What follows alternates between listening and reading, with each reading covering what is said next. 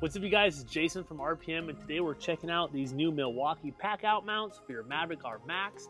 These fit in either seat location or the rear of your car. You know what? You don't even have to use them for packouts. These are just really good trays. They're 10 gauge, like super bulletproof. And this car just got back from Baja. It's super dirty. The cool thing about these is they clear the rear gas tanks. If you got a Maverick R, you want to extend your fuel capacity, we've got 3 different options for the Maverick R. The OEM replacement tanks, front tanks, and of course these rear tanks that these will clear. So I'm a huge Packout guy. I run like 3 stacks high on this. These are bungee cord mounts, so you can like kind of hook a bungee cord here. You can mount other things than just Packouts. You guys want to put chairs here, cooler, whatever it is you have. We build these 10 gauge mounts. They're super nice, super sturdy. We can't wait to offer them to you guys. So if you got Maverick R MAX, there you go.